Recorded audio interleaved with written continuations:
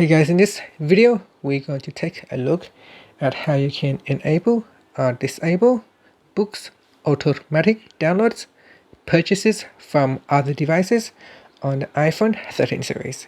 First, let's go back to the home screen by swiping up at the bottom of the screen, and on the home screen tap on settings. In settings, go down and tap on books. In here, go down to the automatic downloads section and then tap on the purchases from other devices toggle button to switch it on or turn it off. Once this is turned on, you can automatically download new purchases including free made on other devices. And that's it. Finally, you can tap on the back key to go back to settings or swipe up at the bottom to go back to the home screen. Thank you for watching this video. Please subscribe to my channel for more videos.